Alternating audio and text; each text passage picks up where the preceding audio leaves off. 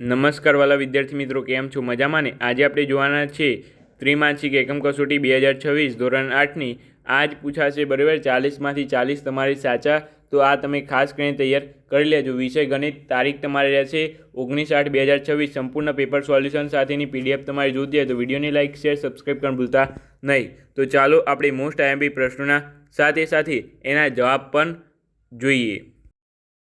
તો ચાલો આપણે જોઈ લઈએ હવે નવા અભ્યાસક્રમ મુજબ પ્રથમ ત્રિમાસિક કસોટી જે 2026નો નવા અભ્યાસક્રમ મુજબ છે, બરાબર. તો એ આપણે જોઈ લઈએ. હવે વિષય ગણિત નવા અભ્યાસક્રમ મુજબ તમારે રહેશે બધું જ કુલ 40 ગુણ. વિભાગ એ તમારે 15 ગુણનો રહેશે. અહીંયા પહેલાં તો અહીંયા છે સમય સંખ્યા 7 - 12ની વિરોધી સંખ્યા કઈ હશે? તો આ પ્લસ છે તો આની વિરોધી સંખ્યા કઈ હશે? આ માઇનસ છે તો માઇનસની કઈ હશે? પ્લસ, બરાબર. ગુણાકાર વિશેની તટસ્થ સંખ્યા કઈ છે? તો તટસ્થ સંખ્યા 1 છે, બરાબર. સુરેખ સમીકરણ 3x - 5 = 10માં ચલ xની કિંમત કેટલી હશે? તો અહીં તમારે ગણતરી કરવાની છે, બરાબર. તમે જોઈ શકો છો આ રીતે તમે ગણતરી કરી શકો છો. 3x = 10 + 5 એટલે 15 થઈ જશે, અને x = 15/3 એટલે 5, બરાબર. જવાબ તમારે આવશે B. એ જ રીતે તમે અહીંયા નિયમિત ષષ્ટકોણના બધા જ કોણના માપનો સરવાળો કેટલો થશે? તો 360 થશે, બરાબર. કેટલો થશે? 360 થશે. યાદ રાખજો, આ તમે ખાસ કરીને 360 થશે, ઓકે.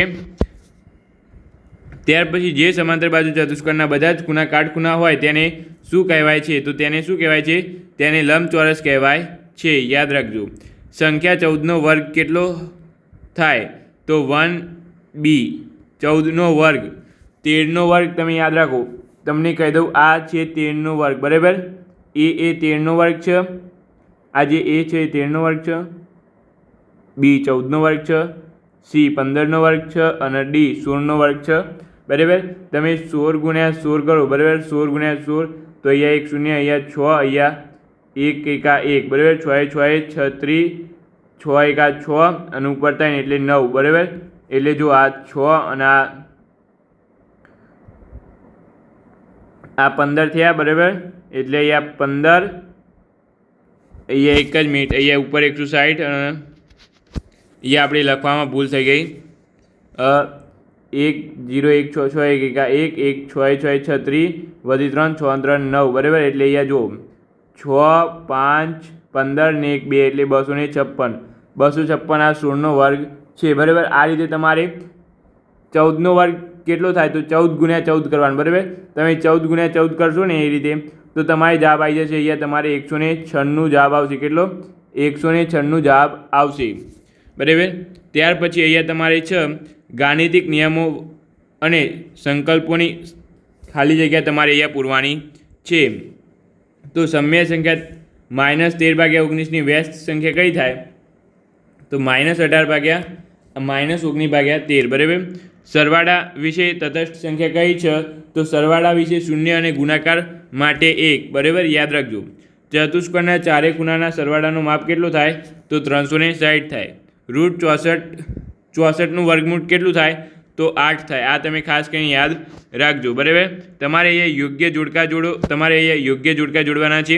તો અહીંયા તમારે છે પહેલાં સમબાજુ ચતુષ્કોણ, બરાબર. સમબાજુ ચતુષ્કોણ, તો સમબાજુ ચતુષ્કોણ એટલે શું આવશે? તમારે બધી જ બાજુઓ સમાન અને વિકર્ણો કાટખૂણે દુભાગે છે.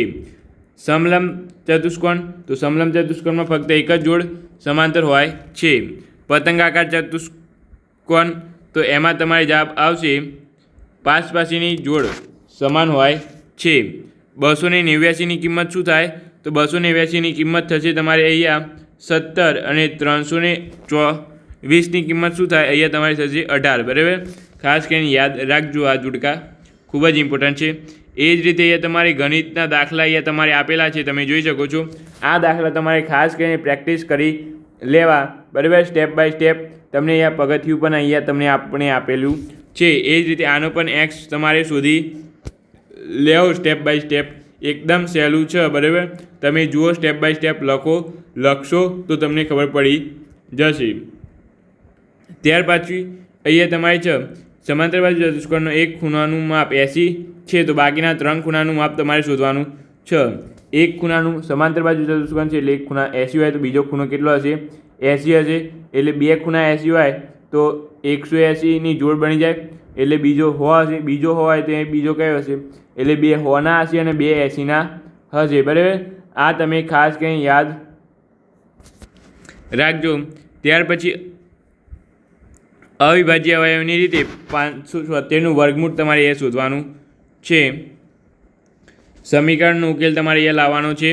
ત્યાર પછી અહીંયા વિભાગ સીમાં અહીંયા તમારે છે વિભાગ સીમાં અહીંયા તમારે આ પ્રશ્નોની ગણતરી કરવાની છે. ખાસ કરીને આઈએમપી પ્રશ્નો છે. દરેક પ્રશ્ન તમે જોઈ લેજો. બરાબર, અંતઃકોણ બહિષ્કોણનું તમારે માપ શોધવાનું છે. ભાગાકારની રીતે 1369નું વર્ગમૂળ તમારે શોધવાનું છે. ત્યાર પછી અહીંયા આ પણ રાહુલ અને હાર્વિન હાલની ઉંમરનો ગુણોત્તર 5:7 છે. 4 વર્ષ પછી તેમની ઉંમરનો સરવાળો 56 વર્ષ થતો હોય તો તેમની હાલની ઉંમર શોધવાની રહેશે. બરાબર, તો આ બધા દાખલા તમારે ખાસ કરીને જોઈ લેવાના છે, નોટિસ કરી લેજો. બરાબર, ત્યાર પછી એક ચોરસનું ક્ષેત્રફળ 2304 ચોરસ મીટર છે તો ક્ષેત્રફળની બાજુઓની લંબાઈ અને પરિમિતિ તમારે અહીંયા શોધવાની છે. બરાબર, તો ખાસ કરીને તમે આ જોઈ લેજો. તો બસ આજનું પેપર અહીંયા સુધી રાખીએ છીએ.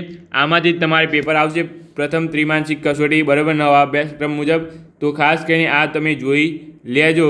ઓકે, વિડીયોને લાઇક, શેર, સબસ્ક્રાઈબ કરવાનું ન ભૂલતા. આ જ રીતે દરેક એકમ કસોટીના આપણે પ્રશ્નપત્ર બનાવતા રહીશું અને તમારા સુધી પહોંચાડતા રહીશું.